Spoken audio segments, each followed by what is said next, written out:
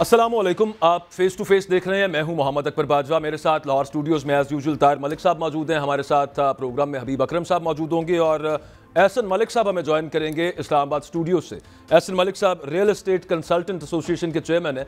तो टॉपिक मैं आपको बता दूं, मुल्क में इस वक्त जो तमाम सियासी धमा चौकड़ी मची हुई है, इसकी वजह एक है और हर बंदा क्या लड़ किस चीज़ के ऊपर रहा है कि पाकिस्तान को हम बेहतर कैसे कर सकते हैं। पाकिस्तान की जो मुआशी सूरत हाल है वो दिन ब दिन नीचे जाती जा रही है। तो उसमें मेजर रिफॉर्म्स तो अपनी जगह पे हैं कि जनाब एक इकॉनमी को किस तरह से हमने आगे लेके चलना है, लॉसेस किस तरह से कम करने हैं, फॉरेन एक्सचेंज का बहुत बड़ा इशू है, ये सारा कुछ अपनी जगह पे। लेकिन भारत आज कहाँ पे खड़ा है बताने की कोई ज़रूरत नहीं है। ट्रिलियंस ऑफ डॉलर्स की इकॉनमी होगी बाय 2030 और पाकिस्तान अल्लाह ना करे खाकम बदन, लेकिन डिफ़ॉल्ट की तरफ बढ़ता जा रहा है। एक चीज़ जो भारत और पाकिस्तान में जिसने डिफरेंस क्रिएट किया वो ये था कि जब पार्टीशन हुई तो उस वक्त भारत ने लैंड रिफॉर्म्स कर दिए। बड़े लैंड ओनर्स, जागीरदार, नवाब वो तकरीबन ख़त्म कर दिए वहाँ पे जवाहरलाल नेहरू ने। पाकिस्तान के अंदर ये मामला नहीं हुआ। हाँ, ये ज़रूर हुआ पाकिस्तान के अंदर कि जो ईस्ट पाकिस्तान था उस वक्त का, जिसको बांग्लादेश कहते हैं, वहाँ पे 1948 के अंदर ये लैंड रिफॉर्म्स हो गए थे, यहाँ पे नहीं हुए। इस पे कुछ बात करेंगे कि क्या अभी भी मुमकिन है। और जो कल इसहाक डार बात कर रहे थे ना, मैं उसके साथ इसको थोड़ा सा कनेक्ट करूंगा कि हमारे जो असासे हैं वो ट्रिलियंस ऑफ रुपीज़ के कैसे हैं। वाकई किसी तौर पे ट्रिलियंस ऑफ रुपीज़ का रेवेन्यू इनसे हम रेज कर सकते हैं। तो जो रूरल देही जो ज़मीन है और बड़े बड़े लैंड होल्डिंग्स हैं उनकी बात बाद में करते हैं, सिर्फ शहरों की बात कर लेते हैं। शहरों में भी सबसे पहले पंजाब की बात कर लेते हैं। अभी मैं सिंध, केपी, बलूचिस्तान की बात नहीं कर रहा। पंजाब के अंदर भी सिर्फ लाहौर की बात कर लेते हैं। अभी पंजाब के बाकी 35 अजला की बात नहीं करते कि वहाँ पे क्या क्या प्रॉपर्टीज़ हैं। जिमखाना क्लब, अब से कुछ रोज़ पहले की बात है, आपको याद होगा कि ख्वाजा आसिफ साहब ने, वज़ीर दिफा है मुल्क के, उन्होंने एक इंकशाफ किया प्रोग्राम के अंदर। 2023 के फरवरी के महीने के अंदर लाहौर हाई कोर्ट में एक पिटिशन भी गई जिसमें कहा गया कि ये जो जिमखाना है, जो 1000 केनाल से ज़्यादा की जगह है, ये 1996 से सिर्फ 5000 रुपये लीज़ पे दी गई है। जनाब, सिर्फ 5000 रुपये लीज़ पे। और वहाँ पे एक्टिविटीज़ क्या हैं? वो अशराफिया का क्लब है, गोल्फ खेलें वहाँ पे, वो अच्छे खाने खाएं वहाँ पे, फाइन डाइनिंग करें, ये सब कुछ अपनी जगह पे। उसके अलावा GOR1 चार GORs हैं if I am not wrong सिर्फ लाहौर के अंदर, यानी कि गवर्नमेंट ऑफिसर्स रेजिडेंसेस जो हैं।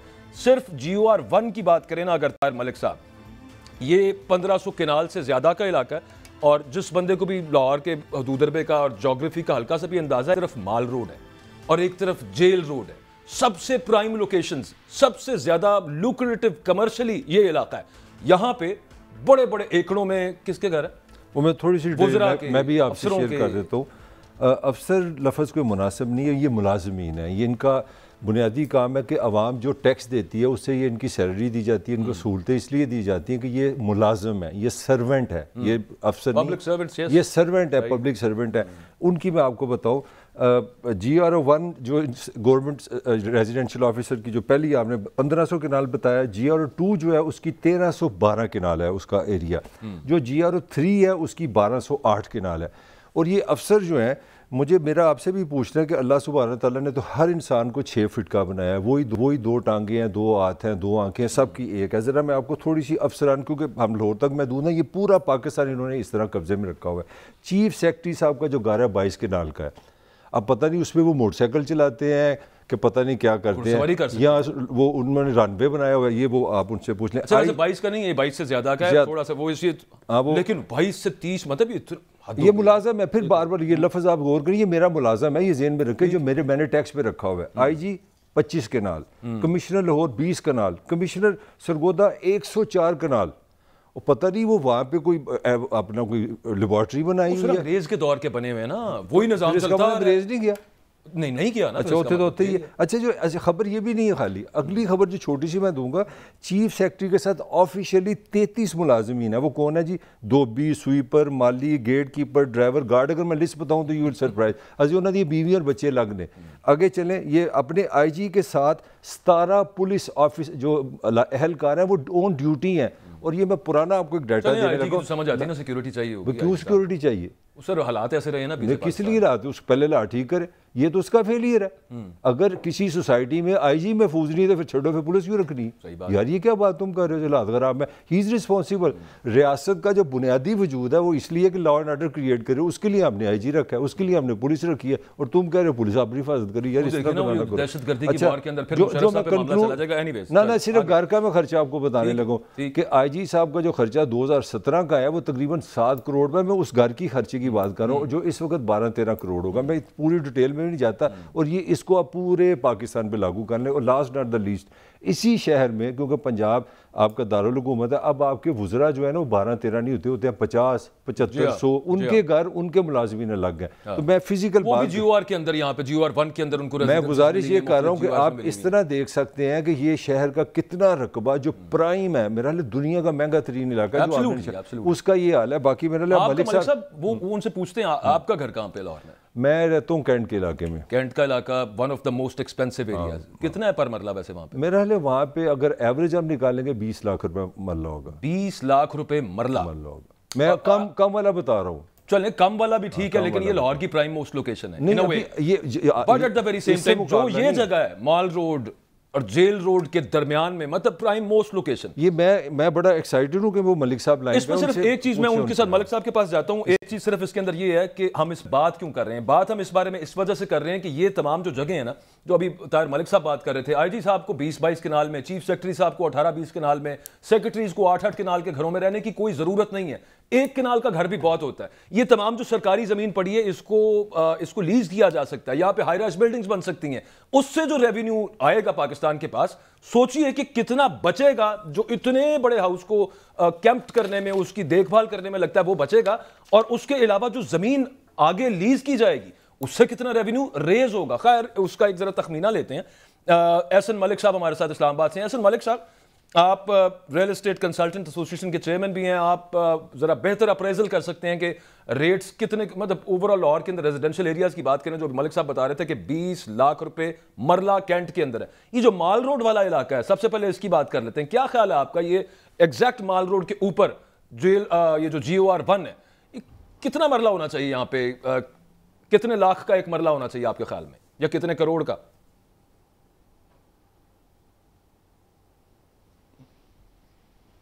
بسم اللہ الرحمن الرحیم.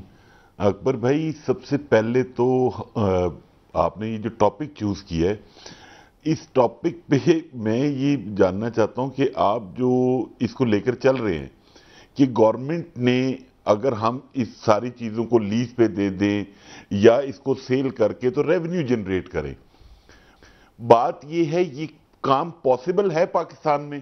اس کے لیے پولیٹیکل ول چاہیے, اسٹرانگ گورنمنٹ چاہیے جو یہ سٹیپ لے سکے. آپ تو یہ جو طاہر ملک صاحب بات کر رہے ہیں کہ وہ کینٹ میں رہتے ہیں اور اپروکسیمیٹلی 20 لاکھ روپے مرلہ ہے, وہ تو شاید مارکیٹ ریٹ بتا رہے ہیں. آپ صرف یہاں کی ڈی سی ریٹس کو ہی ڈسکس کر لینا تو آپ سر پکڑ کے بیٹھ جائیں کہ یہاں پہ ایشو یہ ہے کہ ہماری بیوروکریسی وہ کلونیل مائنڈ سیٹ, وہ انگریزوں کے زمانے سے ہی باہر نہیں آ رہی. جان بوجھ کے انٹینشنلی جو ڈی سی ریٹس ہیں ان کو نیچے رکھا جاتا ہے کہ جب ہم نے لینڈ ایکوائر کرنی ہو تو لوگوں کو پیسے کم پے کرنے پڑیں. یہ بیک آف مائنڈ, یہ ان کا مائنڈ سیٹ ہے.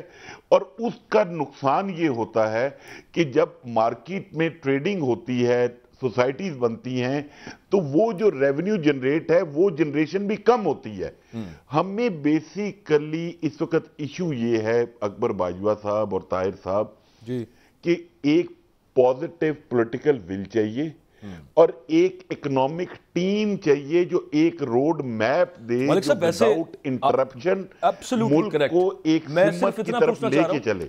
یہ جو جگہیں ہیں جس کی ہم بات کر رہے ہیں 1500 کنال, ابھی ہم صرف ایک جی او آر کی بات کر رہے ہیں, باقی سارے بھی پرائم لوکیشنز کے اوپر ہیں. یہ اربوں کی زمین تو ہوگی اگر اس کو لیز کیا جائے, بیچا نہ جائے. بے شک سر اربوں کی نہیں, کھربوں کی زمین ہوگی یہ. صحیح ملک صاحب, کھربوں کی زمین. اور آج تک نا, اچھا یہ ایک کوئی ایسا آئیڈیا نہیں ہے کہ جو بڑا ہی کوئی کمال آسمانی آئیڈیا ہو یا کوئی الہام ہوا ہو, نعوذ باللہ, یہ سب کے ذہن میں آتا ہے, صرف ان کے ذہن میں نہیں آیا. تھوڑا سا آف دی ٹریک ہونے لگا ہوں. میں موزے تنگ کا آپ کو حوالہ دیتا ہوں، دنیا کی سب سے بڑی پاپولیشن کا جو لیڈر ہے صرف ایک کمرے میں سگریٹ پینے، کمرے میں رہنا. آج بھی آپ چلے جائیں پیکنگ چلے جائیں اس کا کمرہ پڑا ہے. مطلب آپ 10 ڈاؤننگ اسٹریٹ چلے جائیں یو کے، مطلب انگریز، میں اس دنیا کا نام بتانے لگوں کو میرا وہ آئیڈیل نہیں ہے. کہتے ہیں جس کا سورج نہیں غروب ہوتا تھا اس کا وزیر اعظم جس جگہ رہتا ہے، آپ چلے لنڈن جائیں جا کے اس کی جگہ دیکھ لیں.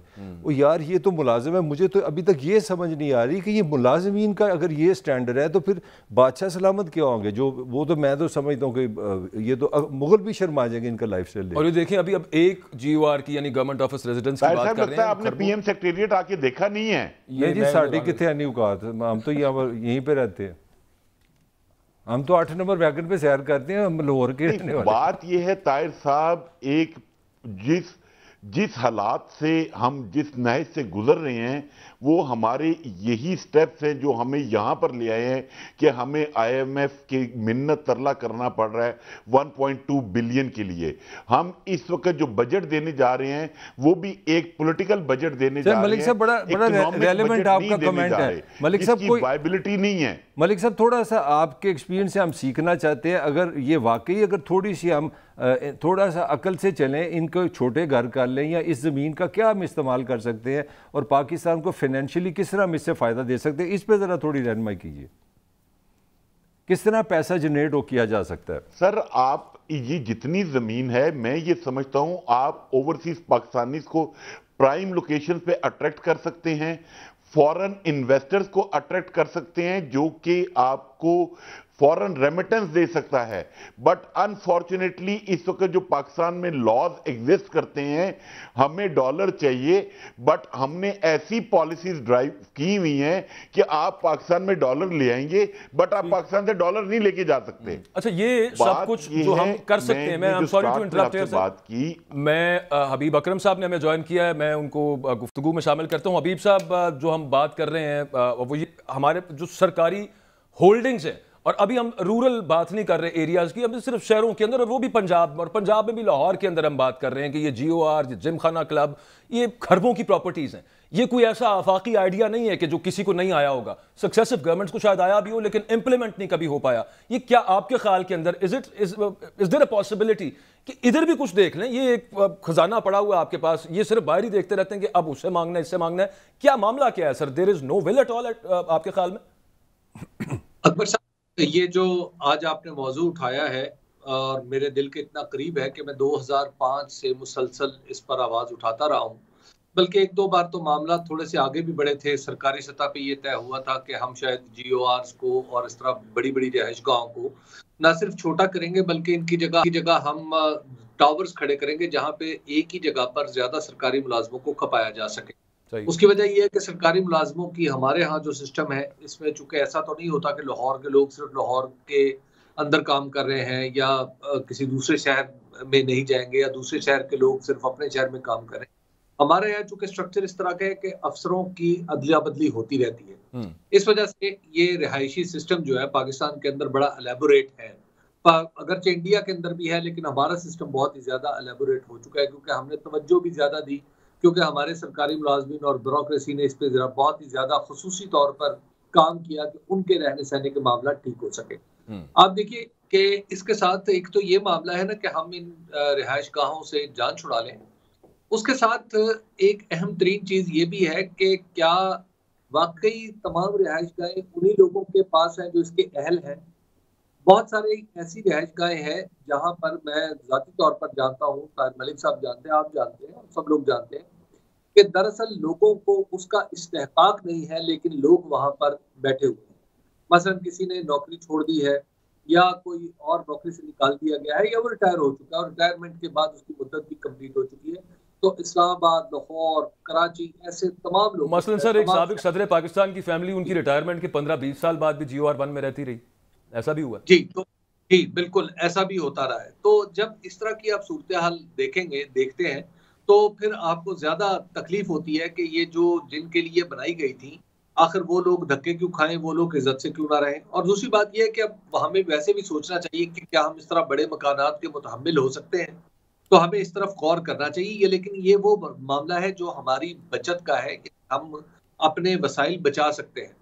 जहां तक इनमें इन्वेस्टमेंट का ताल्लुक है, प्राइवेट इन्वेस्टमेंट का ताल्लुक है, तो मैं समझता हूँ कि हम उसके बारे में थोड़े से हमेशा एग्रेसिव होते हैं और ये सोचते हैं कि शायद ये जो जियो आ रहा है अगर हम बेचेंगे तो फौरी तौर पर अरबों डॉलर हमारे पास आ जाएंगे, या इसी तरह इस्लामाबाद की रिहाइशगाहें हम बेचेंगे या उनको कुछ करेंगे तो अरबों डॉलर हमारे पास आ जाएंगे।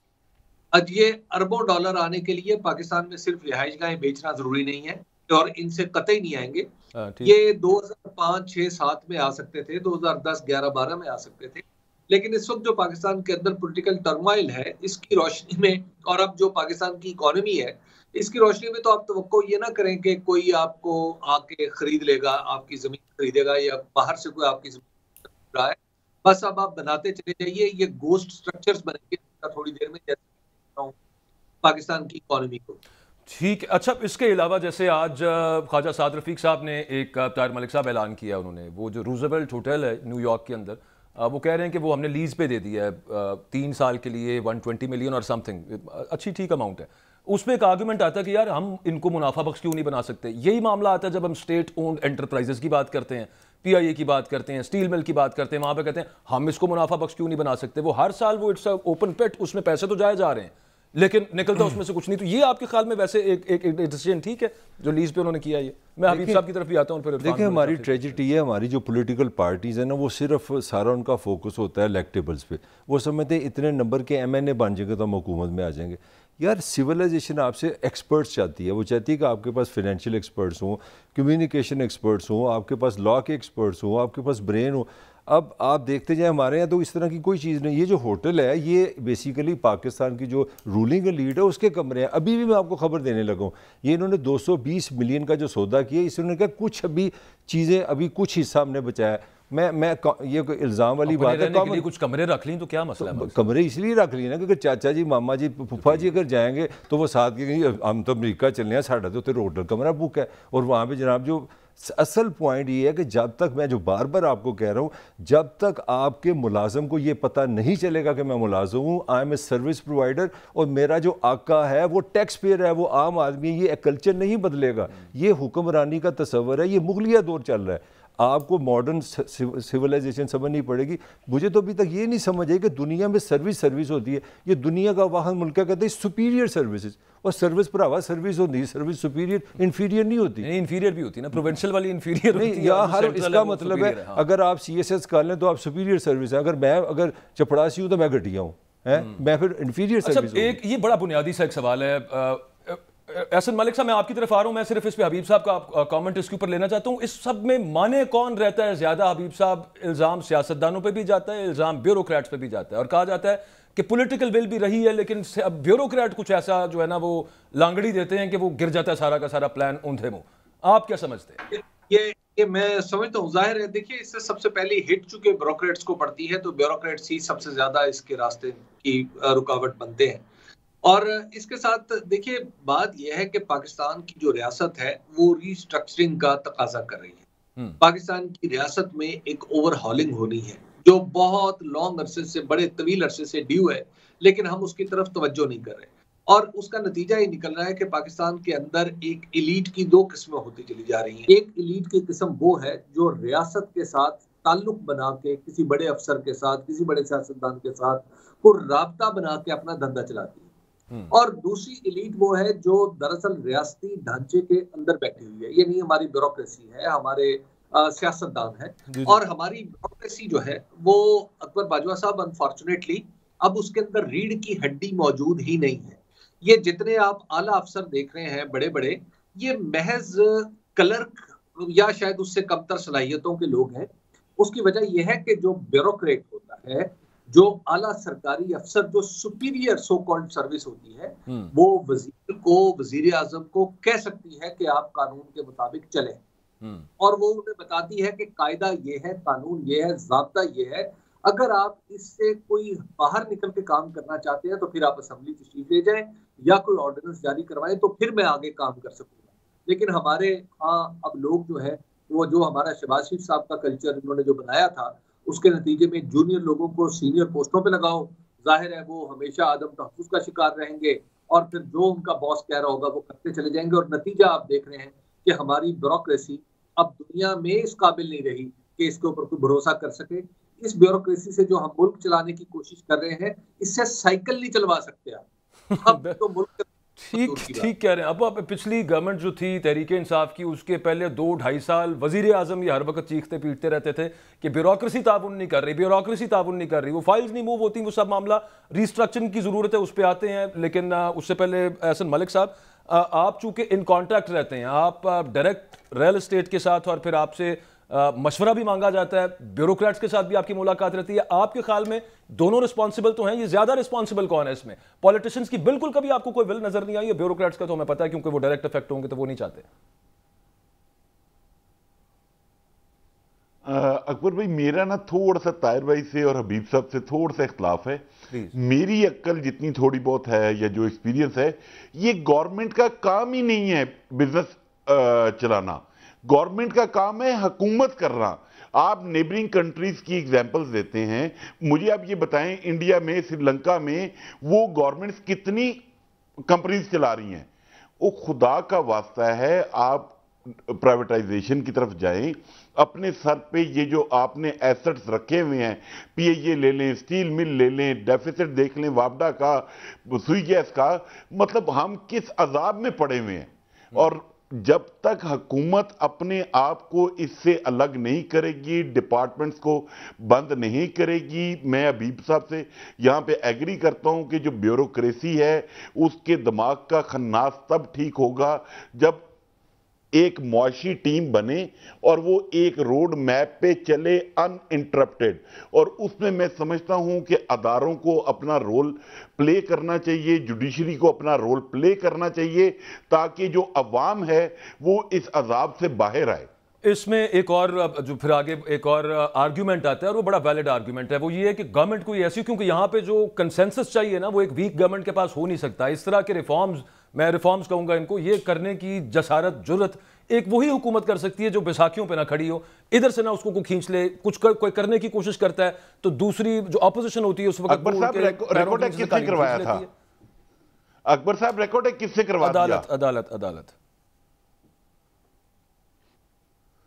تو یہی میں کہہ رہا ہوں کہ عدالت کو اور اداروں کو انٹروین کرنا چاہیے تاکہ ہم ایک سمت کی طرف, درست سمت کا تعین کر کے ایک معاشی ٹیم کے ساتھ چلیں. ٹھیک ہے. خیر وہ عدالت کی انٹرونشن غلط تھی نا, آج ہمیں پتہ چل رہا ہے. وہ ریکارڈنگ والا سارا جو معاملہ تھا وہ جس طرح سے اللہ کر کے اس سے ہماری جان چھوٹی.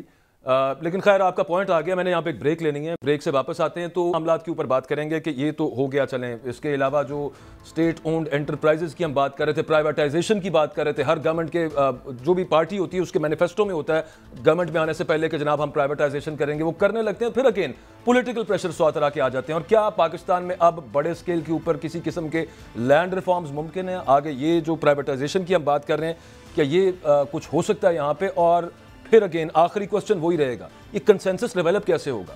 کیا وہ جو نیا حبیب صاحب بات کر رہے تھے ری اسٹرکچرنگ کی ضرورت ہے, پاسبل بھی ہے کہ نہیں؟ ایک بریک کے بعد بات کرتے ہیں, ہمارے ساتھ رہیں.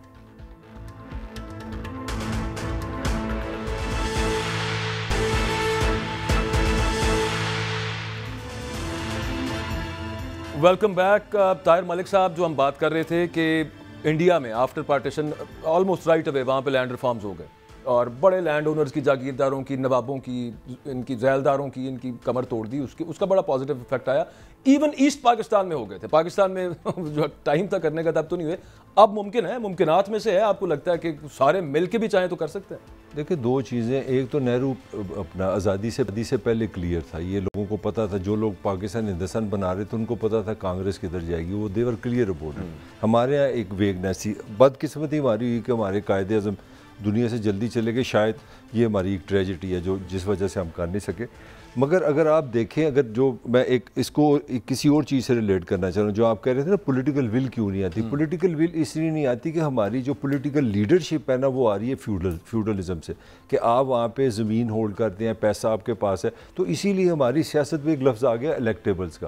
دنیا کی کوئی سویلائزیشن نہیں ہے, کوئی ڈیموکریسی نہیں جہاں الیکٹیبلز آتے ہیں. الیکٹیبلز کا تعلق اسی زمین کے ساتھ ہے جس سے آپ بات کر رہے ہیں, کیونکہ آپ کی پاور بیس ایجوکیشن نہیں ہے, آپ کی پاور بیس انٹلیکٹ نہیں ہے, آپ کی پاور پلاننگ نہیں ہے. دنیا دنیا اتنی گئی گواچی نہیں, ان میں 10-15% پولیٹیشین وینری ہوتے ہیں, وہ پلاننگ کے ساتھ آتے ہیں. مثلا کوئی لاء کا ایکسپرٹ ہے, کوئی زمین کا ایکسپرٹ ہے, کوئی جرنلزم کا ایکسپرٹ ہے, کوئی کسی چیز کا ایکسپرٹ ہے. یہ صرف ایکسپرٹ ہے کہ جناب آپ کے مربع کتنے ہیں. مثلا لغاری صاحب پاکستان کے صدر رہے ہیں, اپوزیشن ہیڈ رہے ہیں, وزیر خزانہ رہے ہیں, وزیر خارجہ رہے ہیں. پاکستان میں سب سے بڑی لینڈ ان کے پاس ہے. غلام مصطفیٰ کھار صاحب رہے ہیں, مصطفیٰ کھار رہے ہیں جو تو ہی ہیں. مطلب سندھ میں دیکھ لیں, پنجاب میں دیکھ لیں, اگر آپ ان کے پیچھے جائیں گے تو آپ کے پاس ساری وہی پرانی, جو میں کہتا ہوں یہ جو جب تک آپ یہ جاگیردارانہ نظام رکھیں گے نا تو یہ مغلیہ سلطنت ہی رہے گی پاکستان. وہی حبیب صاحب, ایک تو مربع پہلے تھے, پھر اس کے بعد ملیں بھی انہی لوگوں کی لگ گئیں. اب وہ پاور کے اندر آتے ہیں, وہ آ کے اپنے خلاف تو لاز نہیں بنائیں گے. تو پھر یہ سوال پوچھنا کیا میرا بالکل ہی فضول سوال ہے کہ کیا ممکن ہے ابھی بھی پاکستان میں کوئی میننگ فل ریفارمز ہو جائیں ویزا وی دا لینڈ اور ویلتھ کے حوالے سے؟ دیکھیے, جہاں تک دنیا میں تو ہمیشہ ڈسٹریبیوشن آف ویلتھ ایک بہت بڑا مسئلہ رہا ہے, لیکن سوال یہاں پہ یہ پیدا ہوتا ہے کہ کیا آج کی دنیا میں یہ سوال اتنا ریلیونٹ ہے یا نہیں. دیکھیے, اہم بات یہ ہے کہ دنیا میں اب جو چھوٹے قطعات اراضی ہیں, یعنی چھوٹی زمینیں ہیں, اب ان کا دور چلا گیا. وہ جب اصلاحات ہوئی تھی, انڈیا میں ہوئی تھی یا پاکستان میں کرنے کی کوشش کی گئی تھی, تو اس میں دراصل ایگریکلچرل امپلیمنٹس کا بہت بڑا دخل تھا کہ وہ بہت بڑی تعداد میں نہیں. لیکن اس وقت اگر آپ دیکھیے کہ آپ کے پاس ٹریکٹر ہے, آپ کے پاس اور اس طرح کی چیزیں ایگریکلچر امپلیمنٹ ہے. مثال کے طور پہ یہ جو وہ مشین جس سے ہارویسٹر جو ہے, کمبائن ہارویسٹرز آ چکے ہیں, اور بہت بڑی آ چکے ہیں, جن کے ساتھ آپ کو جو چھوٹی لینڈ ہے اس میں وہ آپ کے لیے زیادہ فیزیبل نہیں رہی, اور تھوڑی لینڈ میں آپ زیادہ اچھی پروڈکشن حاصل نہیں کر سکتے. دنیا میں اس کے مختلف حل کیے گئے ہیں. مثال کے طور پہ زمین جو ہے وہ لیز پہ دی جاتی ہے. زمین ہمیشہ سے سرکار کے پاس رہتی ہے, لیکن وہ کچھ عرصے کے لیے لیز پہ دے دیتی ہے. یہ اس کا ایک طریقہ ہوتا ہے. اسی طرح کوآپریٹو سوسائٹیز ہیں جس طرح انڈیا میں بنائی گئی, پنجاب میں بھی وہ کافی بہتر انداز میں چل رہی ہیں, اگرچہ سارے انڈیا میں نہیں چل سکی. پاکستان میں بھی ایک زمانے میں کوآپریٹو فارمنگ کو کچھ کوشش کی گئی تھی, لیکن وہ پاکستان میں کا جو طریقہ کار ہے وہ ہمیشہ آدھا ادھورا کام کر کے بیچ میں چھوڑ دیتے ہیں. وہی سلسلہ یہاں پر بھی ہوا. اسی طرح اب آپ ذرا یہ جو انڈسٹری ہے, دیکھیں انڈسٹری کی ریسٹرکچرنگ کرنی چاہیے. ہمیں انڈسٹری کی ریسٹرکچرنگ اس طرح کرنی چاہیے کہ ہم نے بہت ساری انڈسٹری ایکچولی رینٹ سیکرز کی لگا دی ہے. مثال کے طور پہ یہاں پہ کاریں بنانے کے کارخانے لگا دیے ہیں, لیکن جو مینوفیکچرنگ یہاں پہ نہیں ہوتی.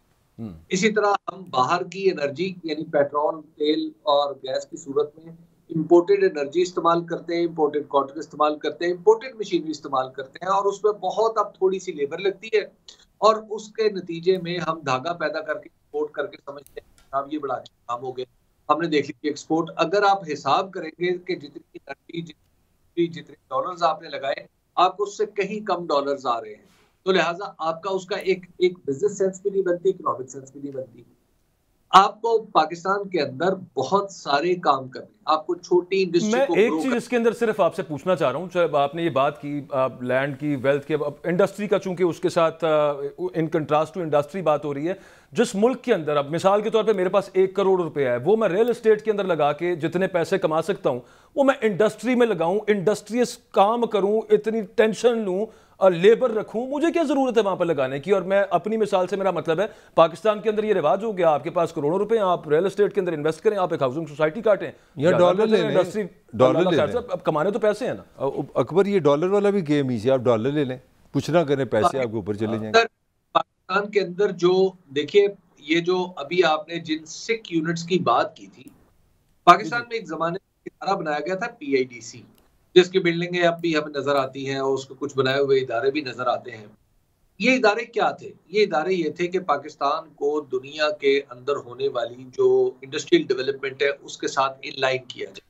جیسے PCSIR ہم نے بنائی, اس طرح کے بہت سارے ادارے. ملتان میں ہم نے ایگریکلچر کو ماڈرنائزیشن اور اس کی ماڈرنائزیشن کرنے کے لیے ہم نے ایک ایسا ادارہ بنایا کہ جو امپلیمنٹس بنائے گا. لیکن آج تک آپ نے نہ کبھی ایگریکلچر ریسرچ دیکھی, نہ کبھی کوئی امپلیمنٹ ہم نے پاکستان میں ڈسکور کیا, بنایا اپنی زمینوں کے مطابق. ہم ہر چیز کے لیے ہم امپورٹ کے محتاج ہیں, اور وہاں پہ ہم تنخواہیں بھی دے رہے ہیں, پینشنیں بھی دے رہے ہیں. اسی طرح پاکستان ایگریکلچر ریسرچ کونسل ہے, آپ کو شاید ہی کوئی یاد ہو کہ اس نے کوئی ڈھنگ سے کام کیا ہو, بلکہ ویڈیوز چند ایک میسر ہیں جن کے اوپر یہ ایک صاحب جو تھے, میں نے دیکھا کہ وہ بتا رہے تھے کہ ٹماٹر کیسے اگائے جاتے ہیں. تو اب ان ٹماٹر اگانے والے زرعی ماہرین کو اب آپ بندہ کیا کہے کہ اسے پورا پتہ بھی نہیں تھا. وہ جو شخص بات کر رہا تھا کہ ٹماٹر ایکچولی دنیا میں پاکستان میں کہاں کہاں اگ سکتے ہیں, وہ اس نے ایک مصنوعی سا ماحول بنا کے اس کے اندر ٹماٹر بنا کے اگا کے دکھا رہا تھا, اور اس کو اس کی اکنامکس کا ہی نہیں پتا تھا, جسے کہتے ہیں نا ایگرونامکس, اس کا پتہ ہی نہیں تھا, اور وہ بالکل جاہلانہ باتیں کیے چلے جا رہا تھا, اور وہ بتا رہا تھا life stock is another sector. اچھا اسی طرح دیکھیے پاکستان کے اندر ہمارے پاس ادارے موجود ہیں, اسٹرکچرز موجود ہیں, سولز موجود نہیں ہیں. اب ہمیں اپنے کیا یہاں سے ریسٹرکچرنگ کے بعد ہمیں آگے بڑھنا ہے تو جانا کس طرف ہے. اب ہم نے پاکستان میں کیا کیا ہے, پاکستان میں ہم نے انڈسٹری, اگر آپ ایک چھوٹی سی انڈسٹری لگا لیں, میں آپ کو بتاؤں کہ یہ اینکیں ہیں, یہ اینک آپ تو ابھی استعمال نہیں کرتے, لیکن میری عمر کے سارے لوگ یہ اینک استعمال کرتے ہیں. یہ اینک چائنا سے آ رہی ہے, اور اس کو بنانے میں کتنی بڑی ٹیکنالوجی ہے, پاکستان میں کیوں نہیں بن رہی؟ کیا 25 کروڑ لوگوں کو اینکوں کی ضرورت نہیں ہے؟ اب پرابلم یہ ہے کہ آپ ایک چھوٹی سی انڈسٹری لگا لیں, اور پھر آپ دیکھیے کہ آپ کے ساتھ بنتا کیا ہے. آپ کو شہری دفاع سے لے کے FBR تک آپ کے اوپر یہ سارا جنگل آ جائے گا, اور آپ کو نوچ کھسوٹ کے کھا جائے گا. اور پھر آپ نے یہ جو 12% ہے آپ کی مینوفیکچرنگ رہ گئی, ٹوٹل 12% آف دا GDP سے آپ اپنا 90% آف دا ٹیکس کلیکٹ کرتے ہیں, باقی سب کو آپ نے چھوڑ دیا. دوسری بات یہ ہے کہ جس دھندے میں خود ریاست آ جائے اور اس کو فائدہ مند سمجھنا شروع کر دے تو پھر کیا ہوگا؟ کیا آپ نے دیکھا نہیں ہے کہ مختلف سرکاری اداروں کے نام سے ہاؤسنگ اتھارٹیاں بنی ہوئی ہیں؟ آپ کے مختلف سرکاری, اب تو حد یہ ہے کہ سپریم کورٹ کے نام سے ایک سوسائٹی بنی ہے اسلام آباد کے قریب. کیسز بھی چل رہے ہیں. لاہور میں ایک ہاؤسنگ سوسائٹی کو کہتے ہیں جوڈیشل سوسائٹی ہے. اب مسئلہ, اور اس کے علاوہ بہت سارے ادارے ایسے ہیں جن کے نام لینا اب شاید آج کل کا ماحول اجازت نہیں دیتا, لیکن چلیں سر نہ ہی لیں. اب میں خیر بات تھوڑی سی اور اس کے علاوہ ایک, کیونکہ اس کو ہم نے سم اپ بھی کرنا ہے, ٹائم تھوڑا ہے. طاہر ملک صاحب, ایک بہت بڑا ایشو پینشنز کا بھی ہے. یہ جو ماڈل ہمارے یہاں پہ موجود ہے, سب سے بڑا ہیڈ جو ہے نا اس وقت وہ تنخواہوں میں وہ پینشنز کا ہمارے یہاں پہ نکل رہا ہے. دنیا کے اندر بہت سارے ملکوں کے اندر یہ ماڈل چینج ہو گیا ہوا ہے. یہاں پہ ایک بندہ آپ ریٹائر ہوتے ہیں, ریٹائرمنٹ کے بعد آپ کو پینشن ملتی رہی ہے, اس کے بعد آپ کی بیوہ کو مل رہی ہے, بیوہ کے بعد اگر وہ خاتون بھی نہیں, آپ کی کوئی ایسی بیٹی ہے جو بیوہ ہو گئی ہے یا وہ غیر شادی شدہ ہے, اس کو بھی مل رہی ہے. پتہ نہیں کتنے سال تک یہ ماڈل کے ساتھ سیاست تو نہیں چل سکتی. یہ غلط فہمی کب سے کہ ہم دنیا کا حصہ ہیں. آپ یہ ایگریکلچر کی بات کر رہے تھے, صرف 30 سیکنڈ کی بات کروں گا. 5-4 ہزار سال یہ انڈین پنجاب اور پاکستانی پنجاب ایک ملک رہا ہے, ایک زمین رہی ہے, ایک زبان رہی ہے. 3 گنا زیادہ ان کی ہمارے سے ییلڈ ہے. 3 آسٹریلیا, نیوزی لینڈ اور چائنا 8 گنا ہم سے زیادہ ہے. تو ہمارا مسئلہ خالی لینڈ ریفارم کا نہیں ہے, ہمیں ایگریکلچر میں بھی کوئی جدت نام کی کوشش, ہم we are not part of the world. اب آپ کے سوال کی طرف آؤ. چھوٹا سا ایک آپ نے جو پینشن کی بات کی, 13 ٹریلین روپیز کا یہ آپ کے لیے عذاب ہے. اس کے پیچھے ایک چھوٹی سی چیز میں اسٹڈی کر رہا تھا, جب آپ نے کہا نا کہ ہمارا جو ایکسپینس, جو ناجائز ایکسپینس ہے, 18ویں ترمیم آپ نے کی, جس نے بھی کی چھوڑ دیں, پاکستان کے قانون کے مطابق 2011 سے 13 سال ہو گئے ہیں.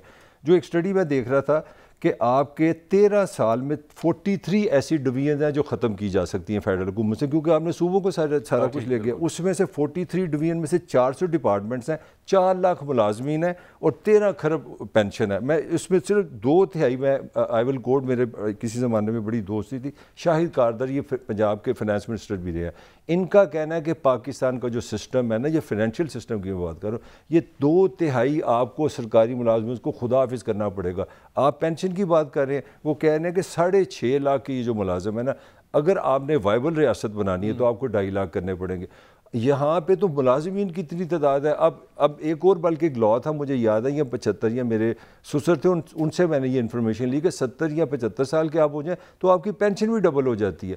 کمال یہ ہے, آپ نے MSc کی ہو, PhD کی ہو, آپ کو نوکری کوئی نہیں دے گا, 25,000 کی آپ کو جاب نہیں ملے گی. میں کسی کی رزق کے خلاف بات نہیں کر رہا. نوجوان کے لیے کچھ نہیں ہے, جس نے شادی کرنی ہے, جس نے زندگی گزارنی ہے, پینشن آپ بڑھاتے جا رہے ہیں, ان کے لیے اپرچونٹی کوئی نہیں. اس کا کیا سلوشن ہو سکتا ہے حبیب صاحب؟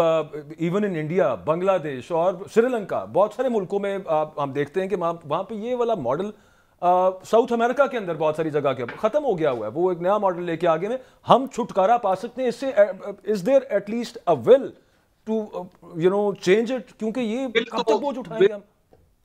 मैं आपको अर्ज करूं कि जो एक तो मैं जरा पहले वाली बात कर लूं, थोड़ा सा एक फिक्रा उसमें कि जिस मुल्क में लैंड में सरकार इन्वॉल्व हो जाए और उसको बिजनेस बना के करने लगे, तो फिर आप बताइए कि वहां पे मैन्युफैक्चरिंग कौन करेगा?